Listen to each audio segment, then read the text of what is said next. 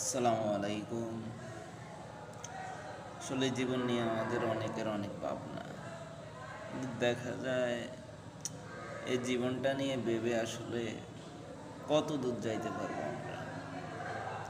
কিছুদিন জীবনের অতিবাহিত হওয়ার পর দেখা যায় যে মানুষের জীবনের হায়াতের অর্ধেক বা কম অর্ধেক বা বেশিরভাগ অর্ধেক সময় পার হয়ে গেছে। চিন্তা পেরেশানি আশা সবগুলা মাথার মধ্যে ঘুরপাক খাইতেছে। আসলে এগুলা শয়তানের একটা দেওয়া একটা লাইন গার্ড বা প্যাচ বলতে পারেন। তে প্যাচের মধ্যে যদি আমরা মোটামুটি পড়ি, শুধু আশা এবং চিন্তা ভাবনা এগুলোর মধ্যে পড়ে থাকি, তাহলে দেখা গেছে যে আখেরাতের কথা আর আমাদের মনের মধ্যেই আসবে না।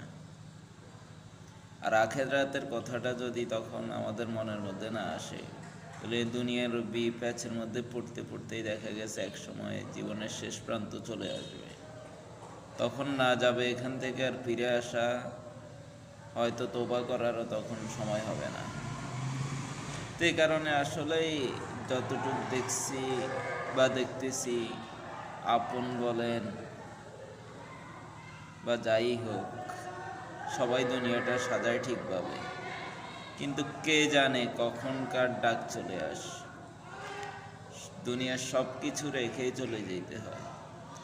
এ কারণে বর্তমান পরিস্থিতি বা অবস্থান, আমাদের দেশ বলেন বা বহির্বিশ্ব বলেন, যেভাবে দুনিয়ার প্রতি আকর্ষণ আমরা হইতেছি, নির্বাচন বলেন বা ক্ষমতা বলেন, ক্ষমতা দিয়ে কী হবে রে ভাই? হ্যাঁ, আপনি হক আছেন, ঠিক আছেন, তবে আল্লাহ যদি আপনাকে না চায় আপনি জীবনে পারবেন? তো এই কারণেই পাও একজনের পিছে একজনের পড়াটাও আমার মতে দরকার নেই। আপনার প্রচারণা আপনি করেন, হ্যাঁ আপনি ভালো মানুষ, আপনি আপনার প্রচারণা আপনার কথা বলেন, যে দলই হোক। সবাইরই এটাই দরকার যে আমি কীরকম বা কী করতে চাই সাধারণ জনগণদের জন্য, ওইটা বলেন। অন্য দল এই করছে এই দল সে, এগুলোর তো দরকার নেই ভাই।